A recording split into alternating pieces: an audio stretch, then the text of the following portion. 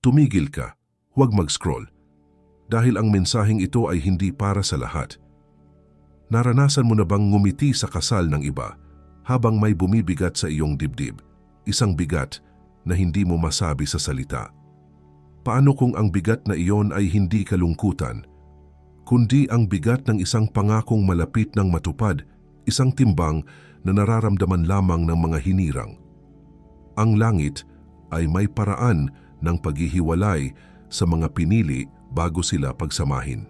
Ito ay para lamang sa iyo na nakauunawa sa bigat ng paghihintay. May mga gabi na ang katahimikan ng iyong silid ay sumisigaw. Ang bawat imbitasyon sa kasal ay parang isang selyo na itinatatak sa iyong noo, isang paalala ng isang upuang laging bakante sa tabi mo. Nararamdaman mo sa iyong katawan ng pagod, hindi lamang sa pag-iisa kundi sa pagpapanggap na masaya ka para sa iba, habang ang isang bahagi mo ay nagtatanong, kailan naman ako? Ang pagod na ito ay pisikal. Ito ay ang bigat sa iyong mga balikat, ang hirap sa paghinga kapag nakakakita ka ng mag-asawang magkahawak kamay. At dahil dito, nahaharap ka sa isang desisyon gabi-gabi. Ang desisyong bumitaw sa pag-asa o kumapit ng mas mahigpit kahit wala kang makitang ebidensya. Ang desisyong maniwala na ang iyong pag-iisa ay isang banal na paghahanda o tanggapin ang bulong ng kaaway na ito ay isang parusa para sa isang bagay na hindi mo alam. Ang pagpili na ito ay nagaganap sa katahimikan sa pagitan ng huling pag-scroll sa social media at ng unang patak ng luha sa iyong unan. Ang pagpiling ito ay hindi lamang nakakaapekto sa iyo. Nakikita ito ng iyong pamilya, ng iyong mga kaibigan kahit hindi nila sabihin. Nakikita nila ang pilit ng ngiti, ang pag-iwas sa mga tanong tungkol sa iyong buhay pag-ibig. Ang bawat okay lang ako mo ay isang kalasag, ngunit sa likod nito ay isang pusong naghahanap ng kasagutan, naghahanap ng kapahingahan mula sa laban na ikaw lang ang nakakaalam na iyong pinagdadaanan. Manatili ka rito dahil sa mga susunod na minuto, mauunawaan mo kung bakit ang bawat sakit ng nakaraan, bawat pagkabigo, bawat hindi ikaw ang para sa akin, ay kinakailangang hakbang para sa itinakdang pagsasama. Matutuklasan mo ang isang salitang Hebreo na magpapabago sa iyong pagtingin sa iyong pag-iisa. Makikilala mo ang 4 na tiyak na senyales na ipinapadala na ng langit ang iyong kapareha. Mga senyales na marahil ay nagaganap na sa iyong paligid, at babakuran mo ang iyong puso laban sa tinig ng pag-iisa na bumubulong na hindi ka karapat-dapat sa pag-ibig na panghabambuhay. Naramdaman mo na ba na ang pag-iisa ay hindi lamang kawalan ng kasama, kundi parang isang espiritual na atake sa iyong kapayapaan at pag-asa? At paano kung ang matagal na paghihintay na ito ay hindi senyales na may mali sa iyo, kundi senyales na mayroong isang bagay na napakahalaga sa iyo na kinikilala ng mundo ng espiritu bago mo pa ito lubusang maunawaan?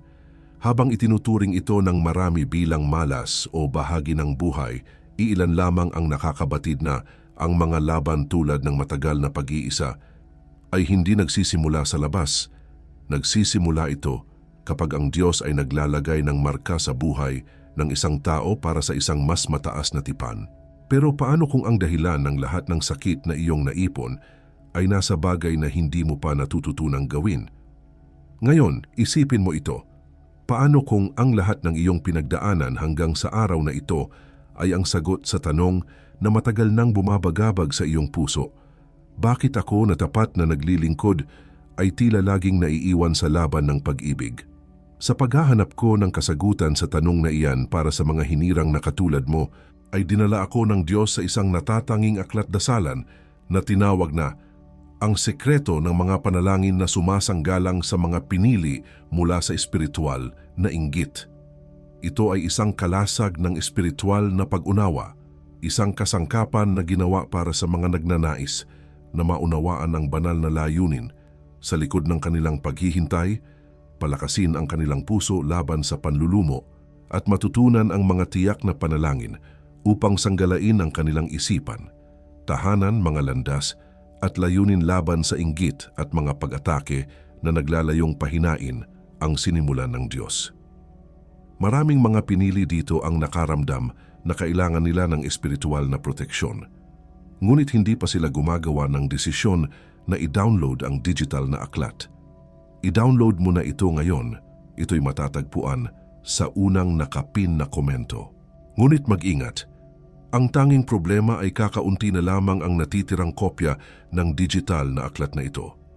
Inihahayag nito ang mga panalangin at direksyon na binabaliwala ng marami, ngunit maaaring magbago sa paraan ng iyong pagharap sa mga gabi ng kalungkutan, sa mga paanyaya sa kasal na nagdudulot ng kirot, at sa mga inggit na walang paliwanag. Huwag mong hintayin ang susunod na pagkabigo bago ka maghanap ng proteksyon. Mag-click ngayon, i-download ang iyong kopya at tuklasin kung bakit walang pag-iisa o pagkaantala ang mas makapangyarihan kaysa sa banal na pagsasama na inihahanda ng Diyos para sa iyo. Kung isa ka sa mga unang magda-download, bumalik ka rito at isulat, Amen.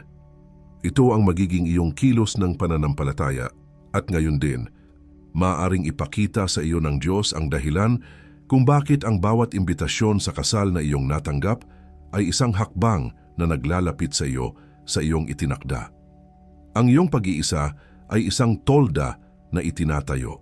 Sa una, ito ay parang isang kanlungan mula sa bagyo. Ngunit habang tumatagal, ang katahimikan sa loob ay nagiging isang bigat. Ngunit ang langit ay hindi nagtatayo ng tolda para manatili itong walang laman. Bawat tahi, bawat poste, bawat espasyo sa loob ay paghahanda para sa isang panauhing darating, isang panauhing hindi mo inaasahan ngunit matagal nang itinakda. Ang toldang ito ay hindi bilangguan, ito ay isang banal na silid-hintayan. At kung ikaw ang hinirang na nakakarinig nito ngayon, pindutin mo ang like button, hindi para sa algorithm, kundi bilang isang senyales sa langit at sa iyong sarili na nauunawaan mo na ang iyong paghihintay ay may layunin. Ito ang iyong unang hakbang sa pag-angkin na ang iyong panahon ng pag-iisa ay hindi isang pagkakamali, kundi isang banal na appointment. Hayaan mong ang pagpindot na iyon ay maging isang panalangin na walang salita. At tungkol sa eksaktong iyon, tungkol sa upuang laging walang laman sa iyong hapagkainan, tungkol sa kamay na nakaunat sa gabi na walang mahawakan, tungkol sa saradong pinto na may sinag ng liwanag mula sa ilalim, may isang selyo ng ilang minuto na akmang-akma sa sandaling iyon pagkatapos mong makatanggap ng balita ng kasal ng iba. Ang sandaling iyon, kung kailan bumibigat ang tanong na, kailan naman ako? Itago mo sa kaibuturan ng iyong isipan. Ang sagot ay hindi isang petsa, kundi isang paghahanda. At bukod sa aming digital na aklat dasalan, hinirang, mayroon kang isa pang paraan upang palakasin ang mensaheng ito na dumating sa iyong tahanan ngayon, at upang maiparating ito sa mas marami pang hinirang na tulad mo. Hindi kami tumatanggap ng kahit isang sentimo para sa bawat salitang inihahatid ko sa iyo araw-araw dito sa channel. Bilang paraan upang maibalik mo ang bahagi ng iyong natatanggap dito, pinapanatili rin naming bukas ang isang link para sa voluntaryong donasyon na nasa ibaba lamang ng digital na aklat sa unang nakapin na komento. Anumang halaga na kasya sa iyong kamay ngayon, anumang halaga na itinuturo ng iyong puso, iyan ang nagpapanatili sa aming channel na nakatayo. Iyan ang dahilan kung bakit ang susunod na mensahe ay nakakarating sa ibang taong nangangailangan, eksakto kung paano mo ito kinailangan. Hihintayin kita doon, hinirang. At kung kailangan mong umalis bago matapos ang video na ito, ang kalasag na iyon ay naghihintay na sa iyo sa unang nakapin na komento dito mismo sa ibaba. Ngunit hinihiling ko na manatili ka hanggang sa dulo dahil kung wala ang konteksto na darating ngayon, ang selyo ay hindi gagana ng may parehong lakas sa itinakdang pagsasama na inihahanda para sa iyo. Ang pag-unawa ang nagbibigay bisa sa proteksyon. Hindi ko pa nasasabi sa iyo ang pinakamahalagang bagay. Ang lahat ng paghahanda, ang lahat ng sakit, ang lahat ng paghihintay ay umiikot sa isang katotohanan na hindi mo pa naririnig sa ganitong paraan. May dahilan kung bakit ang iyong kwento ay katulad ng kay Isaac, hindi tungkol sa paghahanap, kundi sa pagiging handa na matagpuan. Manatili ka. Dahil ang susunod na salita ang magbubukas ng pinto sa 4 na senyales na paparating na. Huminga ka ng malalim. Hayaan mong lumabas ang hangin kasama ang tanong na, bakit ako? Na bumabagabag sa iyo.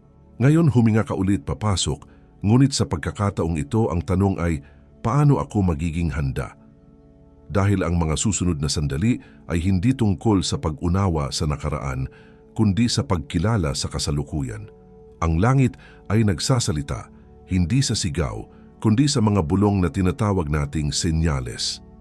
Ihanda mo ang iyong puso, hindi bilang isang bagay na nangangailangan ng pagkukumpuni, kundi bilang isang tahanan na naghahanda para sa isang panauhin. Alisin natin ang mga alikabok ng pag-aalinlangan at bubuksan natin ang mga bintana para sa liwanag ng pag-asa. Ibibigay ko sa iyo ang 4 na senyales, ang 4 na susi na magbubukas sa iyong pangunawa na ang pagdating ay nagsimula na. Makinig kang mabuti dahil ang mga ito ay hindi nakikita ng mga mata na naghahanap, kundi ng pusong natutong maghintay. Ang unang senyales ay ang senyales ng dalawahan. Isang gabi habang naglalakad ka pa uwi mula sa trabaho, dadaan ka sa isang maliit na kapihan. Sa bintana, makikita mo ang isang matandang mag-asawa, nagbabahagi ng isang piraso ng cake, ang kanilang mga kamay ay magkahawak sa ibabaw ng mesa. At sa isang iglap, sa halip na kirot ng inggit, isang kakaibang init ang dadaloy sa iyong puso, isang malinaw na pagkaunawa na hindi ka naiwan, kundi ikaw na ang susunod sa pila. Ang ikalawang senyales ay ang senyales ng payapang puso. Ito ay darating sa iyo bandang 11:58 ng gabi. Pagkatapos mong maghilamos ng mukha, mapapatitig ka sa iyong sariling refleksyon sa salamin at sa halip na makita ang pagod at kalungkutan sa iyong mga mata, isang maliit na ngiti ang biglang lilitaw sa iyong mga labi. Isang ngiti na hindi mo pinilit. Kasabay nito ay isang kapayapaan na hindi mo maipaliwanag. Ang pakiramdam na ang pag-iisa mo sa sandaling iyon ay hindi isang kakulangan, kundi isang sagradong paghahanda. At tungkol sa refleksyon na iyon sa salamin na nakita mo sa hating gabi, ang ngiting iyon na hindi mo inaasahan. Iniwan ko na ang kalasag na naghihintay sa iyo sa unang nakapin na komento. Kung kailangan mong umalis, naroon na iyon. Ngunit manatili ka dahil ang pangalan ng kung ano ang nangyayari sa iyo ay hindi pa nasasabi. Ang ikatlong senyales ay ang senyales ng natagpuang alaala. Isang Sabado ng hapon, habang naglilinis ka ng iyong aparador, mahahanap mo ang isang maliit na kahon na matagal mo nang nakalimutan. Sa loob nito ay isang lumang tiket ng sine mula sa isang unang date, maraming taon na ang nakalipas. Dati, ang alaalang ito ay nagdudulot ng sakit, ngunit ngayon hahawakan mo ito at sa halip na pighati isang ngiti ang mabubuo sa iyong mukha, isang pasasalamat sa aral, isang pagpapatawad sa nakaraan. Ibabalik mo ang tiket sa kahon, hindi na bilang isang masakit na alaala, kundi bilang isang hagdan na iyong inakyat. Ang ika-4 na senyales ay kanaang senyales ng numerong 24. Magsisimula itong lumitaw sa mga hindi inaasahang paraan. Ang sukli sa iyong binili ay P24. Titingin ka sa orasan at ito ay 12:24. Ang isang video na pinapanood mo ay magkakaroon ng 24K likes. Sa una, iisipin mong ito ay nagkataon lamang.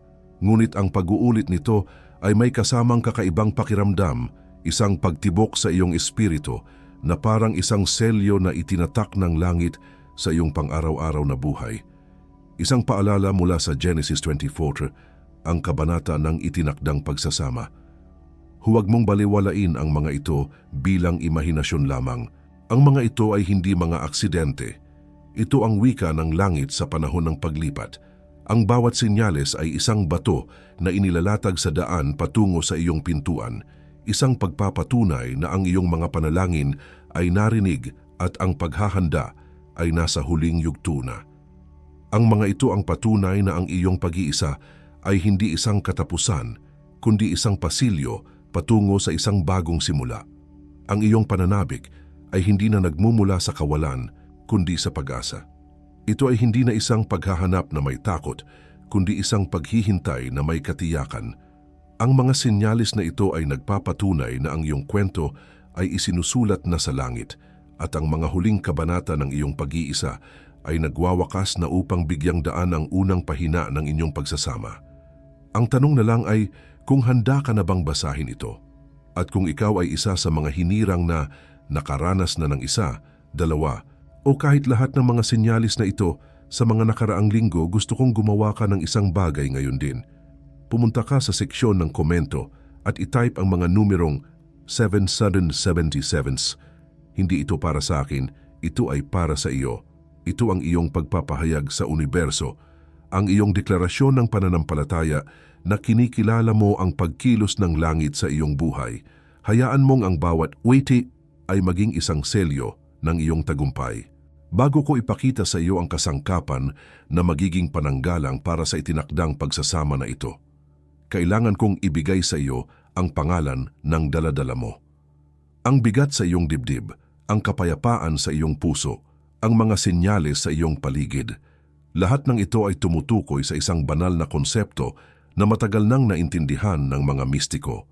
Ito ay isang salitang Hebreo na hindi lamang nangangahulugang soulmate, kundi isang buong teolohiya ng banal na pagtatagpo na inorganisa mismo ng langit. At ang pagkaalam sa salitang ito ang magbabago ng lahat. Ang selyo ng oras na ito na iyong tinatawid ay nakita na hinirang. At sa pagitan ng pagiging pinili at pagiging nababalutan, mayroong isang espasyo kung saan nananahan ang tinig ng pag-iisa na naglalayong nakawin ng kagalakan ng pagdating bago pa man ito lubusang mamulaklak. Kaya't narito ako ngayong gabi upang magreseta ng isang banal na bakod para sa iyong puso dahil ang mga senyalis na natanggap mo ay hindi pa anyaya sa isang laban na kailangan mong paghirapan, kundi isang deklarasyon mula sa langit na ang tagumpay ay nasa iyo na upang angkinin at protektahan. At sinasabi ko ito sa iyo dahil nakita ko na itong mangyari. Nakita ko na sa mga hinirang na halos kapareho mo ang kwento na dumaan sa parehong disyerto ng pag-iisa, na nakita ang parehong mga senyales at pagkatapos ay hinarap ang isang mas banayad ngunit mas mapanganib na kaaway sa mismong pintuan ng kanilang lupang pangako. Nakita ko kung paano matapos ang katapatan sa paghihintay, marami ang natatalo sa huling sandali dahil sa kawalan ng tamang mga salita upang ipanalangin, sa kawalan ng tamang bakod sa kanilang puso. At alam mo na ito. Hindi mo palang ito nabibigyan ng pangalan dahil ang bawat imbitasyon sa kasal na natanggap mo ay hindi na lamang isang papel kundi isang pisikal na sakit sa iyong dibdib. Dahil ang bawat okay lang ako na iyong sinasabi ay isang kalasag na unti-unti nang nabibitak. Dahil ang bawat gabi na ikaw ay nakatitig sa kisame na may unan na basa sa luha ay hindi na lamang kalungkutan kundi isang espiritual na labanan para sa iyong hinaharap. Bago ko pangalanan ang kalasag na babakod sa partikular na sakit na iyan, dalhin mo ang iyong hinlalaki sa unang nakapin na komento. Huwag kang mag-click, ilagay mo lang doon. Ito ay isang kilos pananampalataya, isang pisikal na deklarasyon na handa ka ng hawakan ang mga kasangkapan na ibibigay sa iyo ng langit para sa susunod na yugto. Nang may isang hinirang na sumulat sa akin, na halos gamit ang iyong mga salita na naglalarawan sa kapayapaan na kasabay ng sakit at ako'y naiwang walang sagot sa harap ng Diyos. Sa paghahanap na iyon para sa isang kalasag na karapat-dapat sa ganoong uri ng banal na paghahanda, ay inilagay ng langit sa aking mga kamay ang aklat dasalan na tinatawag na ang sekreto ng mga panalangin na sumasanggalang sa mga pinili mula sa espiritual na inggit. Ito ay higit pa sa isang libro. Ito ay isang arsenal ng mga salita na pinanday sa apoy para sa mga pusong tulad mo. Ngunit mag-ingat ka dahil restampo kas kopyas de si libro digital. I-click mo na ngayon, i-download ang iyong kopya. Sabihin mo sa iyong puso, Amen. Ito ang iyong selyo ng pananampalataya na idineklara. Ang link ay nasa unang nakapin na komento. At sa sandaling iyon nang dalhin ni Isaac si Rebecca sa tolda ng kanyang ina at siya'y naging asawa niya, sinasabi sa Genesis 24:67, ganoon na lamang ang pag-ibig ni Isaac kay Rebecca, kaya't ito ang naging kaaliwan niya sa pagkamatay ng kanyang ina. Pansinin mo, ang pag-ibig ay hindi lamang dumating, ito ay naging kaaliwan. Ito ay isang sagot sa isang nakaraang sakit. Ang iyong itinakdang pagsasama ay hindi lamang para sa iyong kaligayahan, Ito ay para sa iyong paggaling. Ito ang dahilan kung bakit kailangan itong protektahan. At alam kong nag-aalinlangan ka. Iniisip mo, kung ito ay paghahanda ng Diyos, hindi ba dapat niya akong protektahan ng libre? Bakit kailangan ko pa ng isang kasangkapan? Dahil ang halaga ng aklat dasalan na ito ay mas mababa pa sa halaga ng isang hapunan na kinakain mong mag-isa. Mas mababa sa isang buwang subscription sa streaming service na pinapanood mo upang makalimot. Mas mababa sa kape na iniinom mo para manatiling gising. Ito ay isang maliit na halaga upang protektahan ang isang pangako na nagkakahalaga ng habambuhay, isang proteksyon na maglilingkod sa iyo sa susunod na 12 buwan. Kaya't hayaan mong alisin ko ang lahat ng panganib sa iyong mga balikat. I-download mo ang aklat dasalan, basahin mo ito. Ipanalangin mo ang mga panalangin sa loob nito. At kung sa loob ng 7 araw, hindi mo maramdaman ang isang bagong antas ng espiritual na lakas. Kung hindi mo maramdaman ang pagbabago sa atmosfera ng iyong tahanan, magpadala ka lamang ng isang email at ibabalik ko ang iyong pera. Walang tanong, walang panggigipit, walang paghatol. Ang panganib ay nasa akin, hindi sa iyo. Ang tanging hinihiling ko ay subukan mo. Si Maria, isang guro, 42 mula sa Baguio, ay nagsabi na pagkatapos niyang ipanalangin ang panalangin para sa pagbabakod ng tahanan, isang hindi maipaliwanag na kapayapaan ang pumuno sa kanyang apartment na dati ay nararamdaman niyang malamig at malungkot. Sinabi niya, "Para bang may umalis na, hindi ko alam na nandoon pala." Si Mark, isang engineer, 35, mula sa Davao, ay palaging nakakaramdam ng matinding inggit at pagkabigo sa tuwing may kaibigan siyang nag-aanunsyo ng engagement. Matapos basahin ang aklat, sinabi niya na sa unang pagkakataon, nang makatanggap siya ng isa pang imbitasyon, ngumiti siya ng may tunay na kagalakan at sinabi sa sarili, "Ako na ang susunod." Si Jocelyn, isang nurse, 39, mula sa Iloilo, ay nagsimulang ipanalangin ang panalangin para sa paghahanda ng puso. Makalipas ang 2 linggo, isang lumang kaibigan mula sa kolehiyo na hindi niya nakausap sa loob ng 1 dekada ang biglang nag-message sa kanya na nagsasabing napanaginipan siya nito at naramdamang kailangan siyang kamustahin. Ito ang simula. Ito ay hindi magic. Ito ay ang bunga ng isang nakabakod na puso na may parehong upuang walang laman na ngayon ay nag-aanyaya, na may parehong kamay na nakaunat na ngayon ay handa ng tumanggap, na may parehong liwanag sa ilalim ng pinto na ngayon ay nagbabadya ng pagbubukang liwayway. At bago ko ibigay sa iyo ang susunod na salita na darating ngayon, dahil ito ay darating at ito'y may bigat. Tulad ng sinabi ko kanina, ang salita ng propesya ay hindi maaaring ipagbili, ngunit may halaga upang mapanatili itong nasa himpapawid. May halaga sa oras at sa aming koponan upang matiyak na ang salitang ito ay makarating sa iyo at sa susunod na tao sa pila. Kung naramdaman mo ang tawag sa iyong puso na pagpalain kami pabalik, na maghasik sa ministeryong ito, ang link para sa voluntaryong donasyon ay nananatiling bukas sa unang nakapin na komento. Hindi ito isang obligasyon, ito ay isang pagkakataon para sa pakikipagtulungan sa kaharian. Anumang halaga na ituro ng iyong puso, hihintayin kita roon muli hinirang. Ngunit may isang bagay na kahit ang banal na pagsasamang ito, kahit ang proteksyon na iyong hawak ay maaaring durugin kung hindi mo ito makikilala. Isang kasinungalingan na bumubulong hindi sa iyong pag-iisa, kundi sa mismong araw ng iyong pagsasama. At ang pangalan nito ay magugulat sa iyo dahil ito ay nakabalat kayo bilang karunungan. Dumating na ang oras, hinirang. Ang sagot sa bawat kailan na iyong ibinulong sa gabi ay hindi isang petsa sa kalendaryo, kundi isang salita na nakaukit na sa langit bago ka pa man isilang. Ang bigat na iyong nararamdaman ay hindi lamang pag-asa. Ito ay ang bigat ng isang banal na pagkakasaayos na malapit ng maganap. Ang lahat ng 4 na senyales ay tumuturo sa iisang direksyon, sa isang konsepto na binabaliwala ng modernong mundo ngunit kinikilala ng langit mula pa noong simula. Ang salitang iyon ay mazibug, ziiv. Marami ang nag-aakala na ito ay ang Hebreong salita lamang para sa soulmate, isang romantikong ideya ng paghahanap ng iyong other half. Ngunit iyan ay isang mababaw na pag-unawa.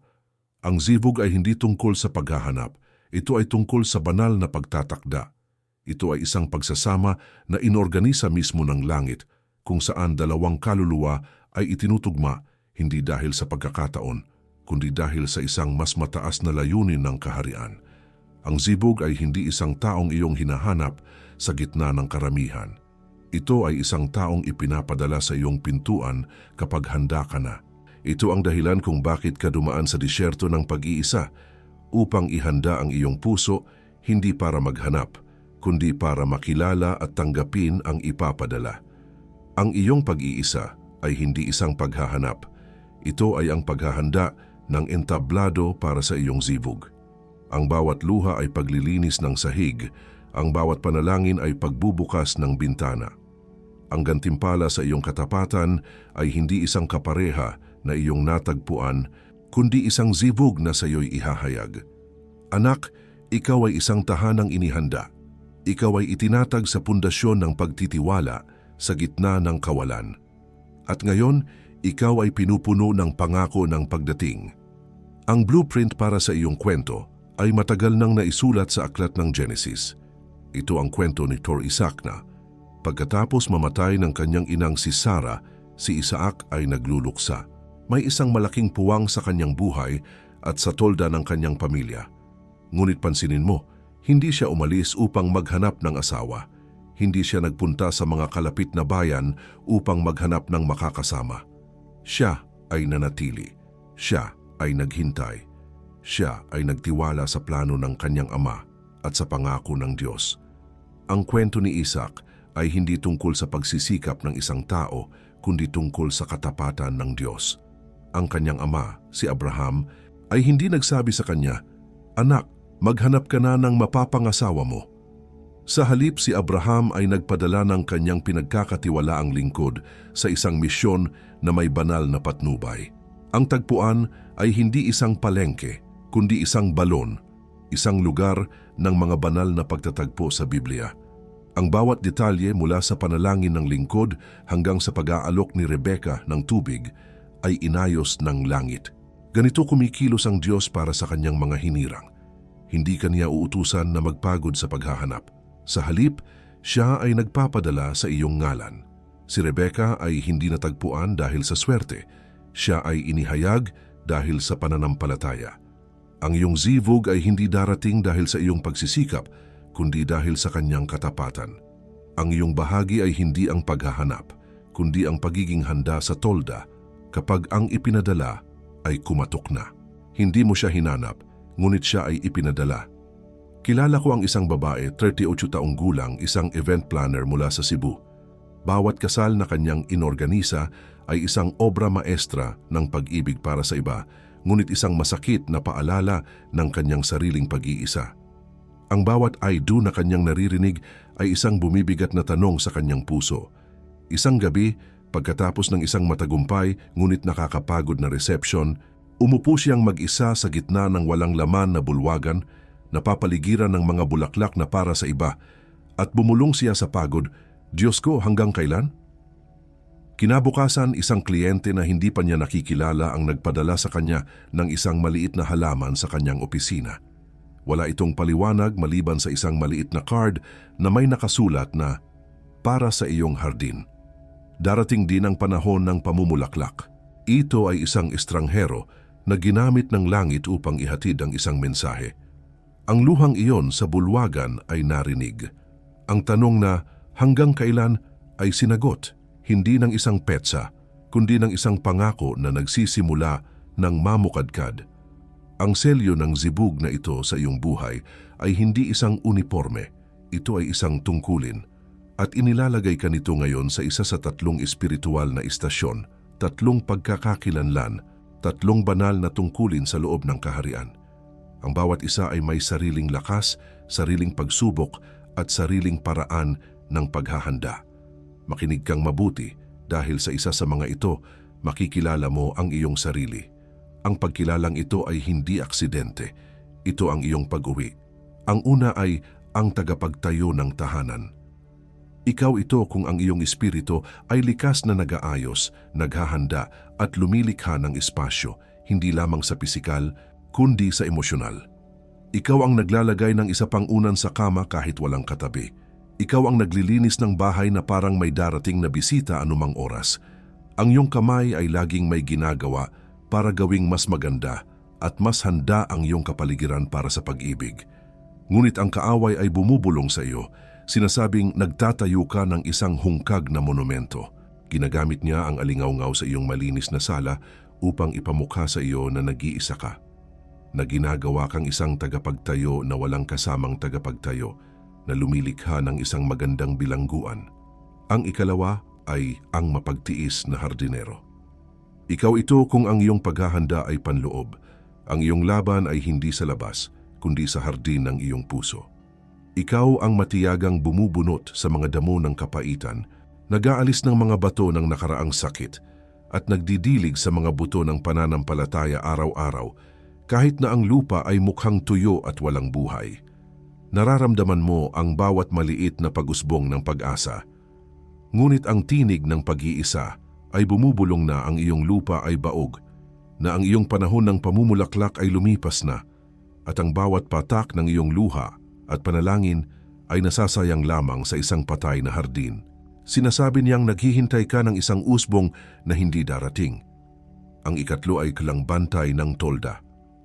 Ikaw ito kung ang iyong pangunahing tungkulin ay ang pagbabantay.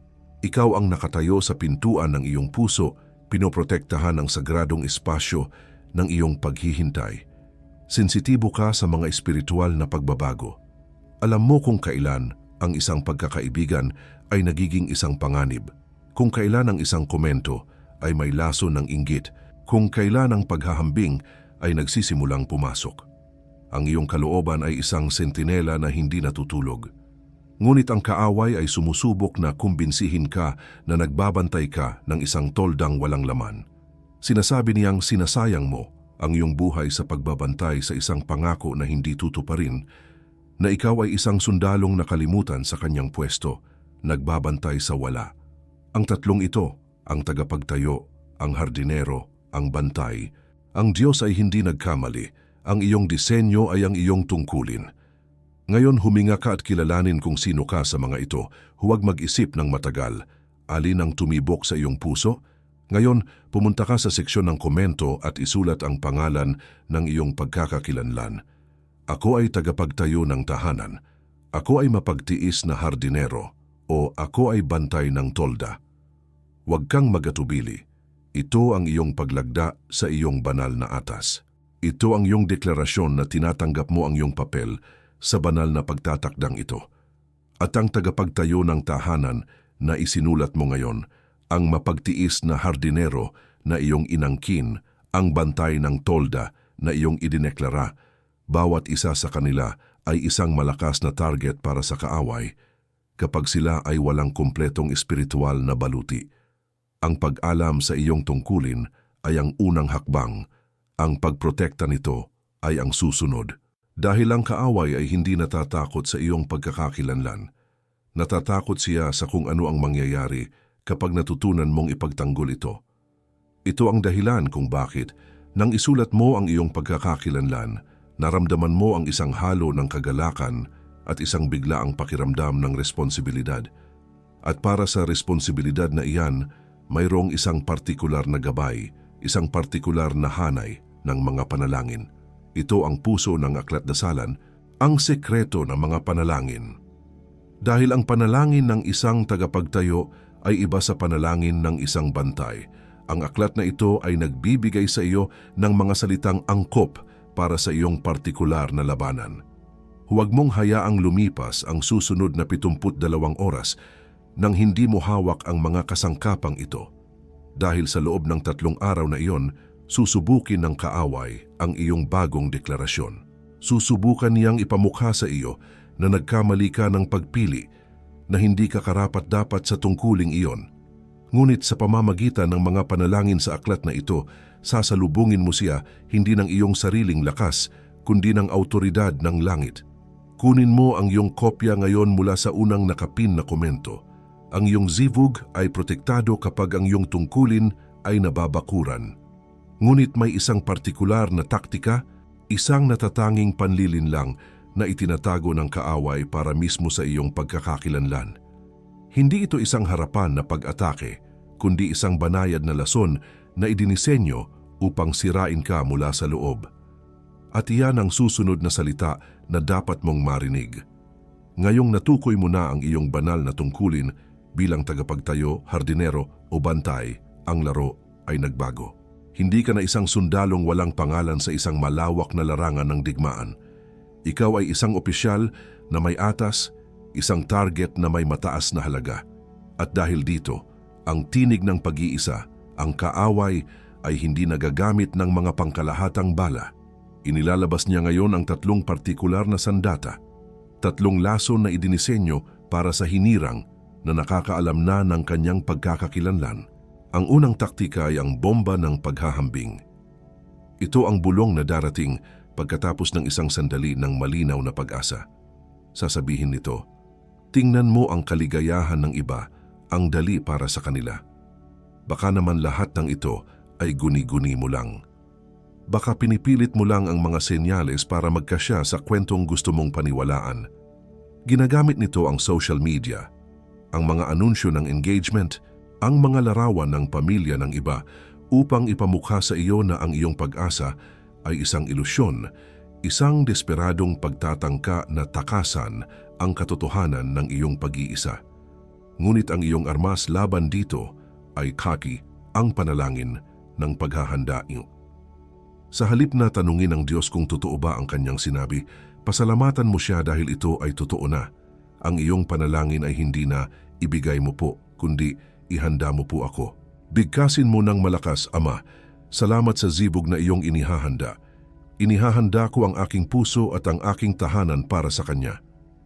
Pagkatapos gumawa ka ng isang pisikal na kilos ng pananampalataya, ayusin mo ang isang maliit na espasyo sa iyong aparador. Maglagay ng isa pang baso sa tabi ng lababo. Ito ay isang propetikong kilos na sumisira sa bomba ng paghahambing na nagsasabing, hindi ako naghahambing, ako ay naghahanda. Ang ikalawang taktika ay ang kaulaso ng kailan. Kapag ang paghahambing ay nabigo, susubukan ka nitong abalahin. Bigla kang makakaramdam ng isang hindi maipaliwanag na pagmamadali. Kailangan mong mag-aral ng bagong skill, mag-apply para sa bagong trabaho, lumipat ng bahay, magsimula ng isang malaking proyekto. Lahat ng ito ay magagandang bagay, ngunit ang motibo sa likod nito ay lason. Ang tinig ng pag-iisa ay bumubulong. Gawin mo ang lahat ng ito para maging mas karapat-dapat ka, para mapabilis ang pagdating niya. Pinapanatili ka nitong nakatuon sa hinaharap sa susunod na hakbang, upang hindi mo maranasan ang kapayapaan at paghahanda sa kasalukuyan. Ang iyong armas laban dito ay dangkilos ng pananampalataya. Hindi ito kawalan ng pagkilos, kundi pagkilos na may tamang prioridad. Tanungin mo ang iyong sarili, ang pagkilos bang ito ay nagmumula sa pananampalataya o sa takot na maiwan? Kung ito ay mula sa takot, itigil mo ito. Ang tunay na kilos ng pananampalataya ay ang paglalaan ng oras upang manahimik, upang basahin ang salita, upang masiyahan sa iyong sariling presensya sa harap ng Diyos. Ang pagiging handa ay hindi tungkol sa pagiging mas abala. Ito ay tungkol sa pagiging mas buo. Ang pagtanggi sa isang hindi kinakailangang pagmamadali ay isang deklarasyon na nagtitiwala ka sa kanyang perpektong tiempo. Ang ikatlong taktika ay ang pinakamasidhi sa lahat, ang papader ng pag-aalinlangan. Kapag hindi ka na niya kayang linlangin sa paghahambing o abalahin sa pagmamadali, susubukan ka niyang ihiwalay. Bubulungan ka nito, ikaw lang ang nakakaramdam nito. May mali sa iyo kaya kailangan mo ng ganitong matinding paghahanda. Ang iba ay masaya na, ikaw ay nandito pa rin nakikipaglaban sa mga espiritual na bagay na ito. Lumilikha ito ng isang pader sa iyong puso na nagpapaniwala sa iyong ikaw ay isang kakaibang kaso, isang espiritual na outcast na hindi maintindihan ng mundo. Ang iyong armas laban dito ay Pinekew, ang pagpapahayag ng zivug. Ito ay ang pag-unawa na ang iyong pag-iisa ay hindi isang pagkakamali, ito ay isang promosyon. Bigkasin mo ng malakas Ang aking pag-iisa ay hindi parusa kundi paghahanda. Ang paghihiwalay na ito ay hindi paglimot kundi kalibrasyon. Ito ay kalibrasyon. Ito ay senyales na inihiwalay ka ng banal na espiritu para sa isang panahon na hindi nakilala ng iyong dating buhay. Hindi ka nag-iisa. Ikaw ay nasa isang espesyal na unit ng mga hinirang na dumadaan sa parehong masinsinang pagsasanay. Ang bawat hinirang ay nararamdaman na nag-iisa. Iyan mismo ang tanda na sila ay bahagi ng isang piling grupo. Ang katahimikan na ito na sinusubukang kumbinsihin ka na ikaw ay nag-iisa, ito ang mismong katahimikan na nais takpan ng langit. Ngunit ang pantakip na ito ay nangangailangan ng iyong pahintulot at ang aklat dasalan, ang sekreto ng mga panalangin ay hindi lamang isang libro, ito ay ang iyong pagsang-ayon na matanggap ang pantakip na iyon. Ito ang iyong pagtanggap sa mga salitang babakod sa iyo laban sa 3 lason na ito na magbibigay sa iyo ng wika ng langit upang labanan ang mga bulong ng impyerno. Huwag mong hayaang lumipas ang susunod na 72 oras nang hindi mo hawak ang banal na baluting ito.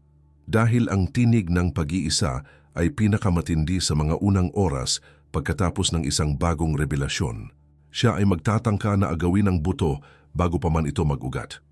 Ang iyong pasasalamat, ang iyong kilos ng pananampalataya, ang iyong pagpapahayag, lahat ng ito ay pinalalakas ng mga partikular na panalangin na matatagpuan sa aklat dasalan na ito na naghihintay sa iyo sa unang nakapin na komento. At mayroon pang isang bagay na kailangan kong sabihin sa iyo, isang bagay na ayaw ng kaaway na marinig mo bago ang pagsasara. Isang bagay tungkol sa tolda na iyong inihahanda. Mag-ingat ka, hinirang. Huwag mong maliitin ang mga taktikang ito bilang simpleng negatibong pag-iisip. Ang mga ito ay mga estratehiya mula sa isang kaaway na napopoot sa mga tipan. Napopoot siya sa zibog. Gagawin niya ang lahat upang sirain ang pag-asa bago ito mamunga dahil alam niyang ang isang hinirang na armado ng tamang pag-unawa at tamang mga panalangin ay hindi lamang makakatanggap ng kanilang itinakda, kundi magiging isang buhay na patotoo na magpapalaya sa iba. At dahil ang laban na ito ay araw-araw, gusto kong gawin mo ito. Mag-subscribe ka sa channel na ito at i-click mo ang bell icon. At pagkatapos, i-save mo ang video na ito. I-download mo ito sa iyong playlist. Ito ay hindi lamang para mapanood mo ulit. Ito ay para magkaroon ka ng access sa sandata na ito anumang oras na bumalik ang kaaway na may parehong mga kasinungalingan. Hayaan mong ang boses na ito ay maging paalala sa iyong espiritu, isang mabilis na pananggalang kapag nararamdaman mong nanghihina ka.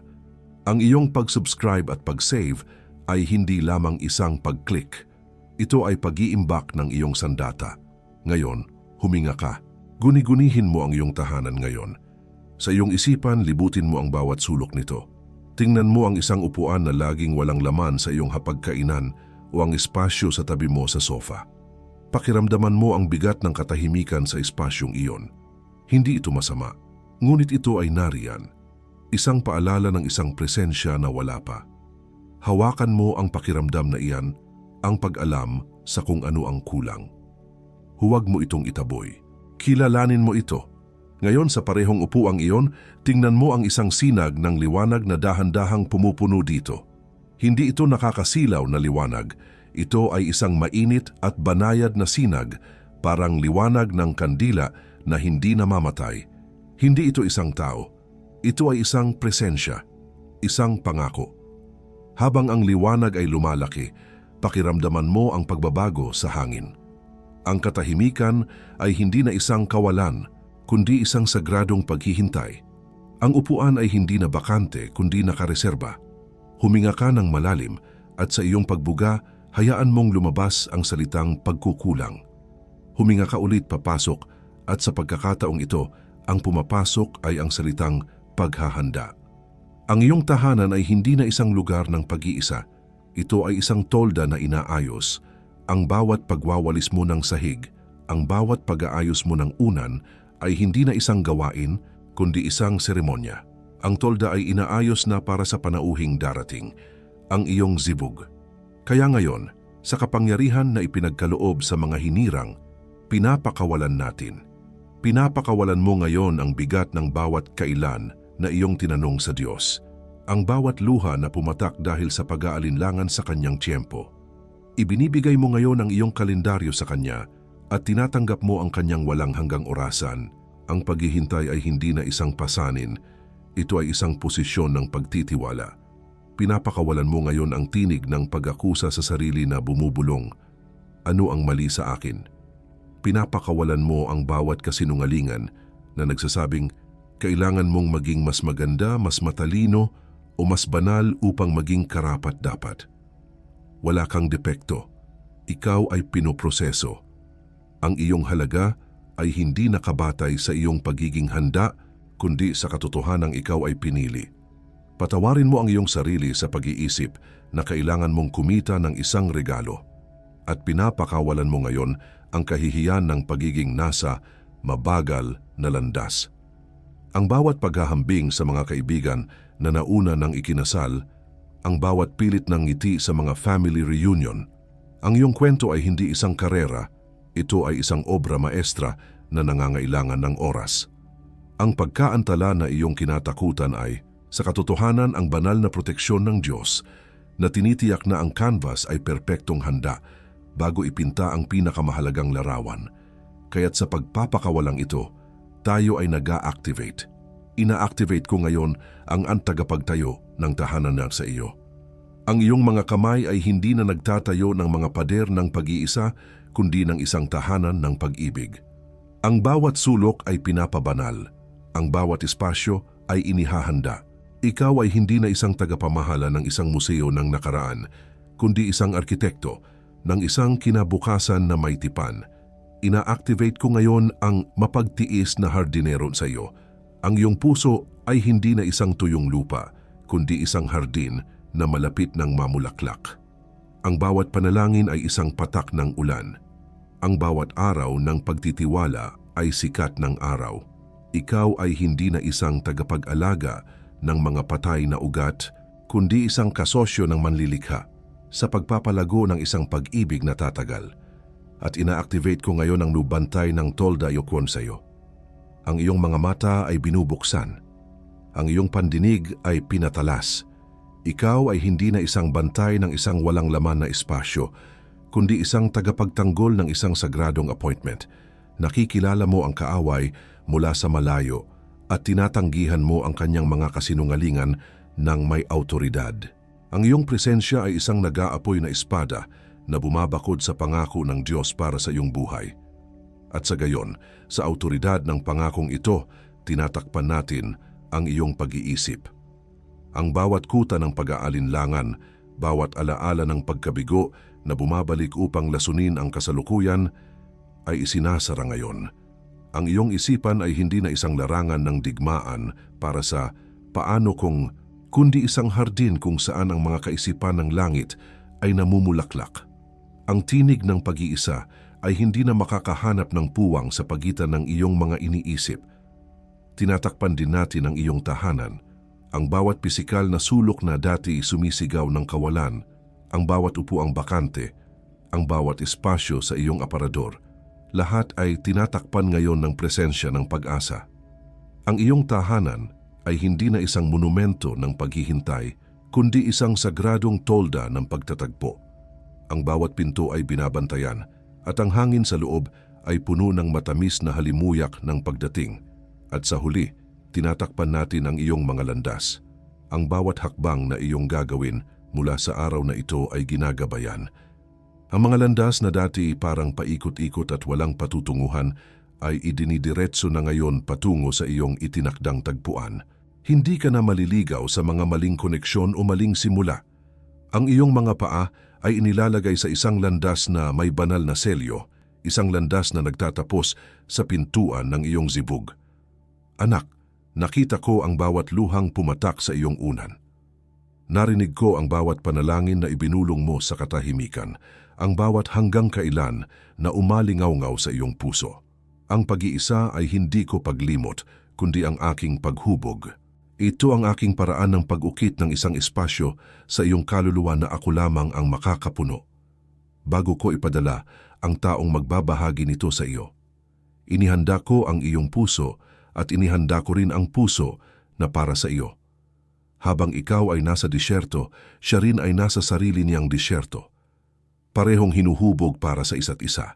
Hindi ka nagkamali ng daan. Dinala kita rito ng may layunin. Ang bawat sakit, bawat pagtanggi, ay ako na nag-aalis ng mga bagay na hindi nararapat sa tipan na aking inilaan. Huwag kang mag-alala sa paghahanap. Ang iyong tungkulin ay hindi ang maghanap, kundi ang maging handa. Mag-alala ka sa pagpapanatiling banal ng tolda. Mag-alala ka sa pagpapanatiling maliwanag ng ilawan.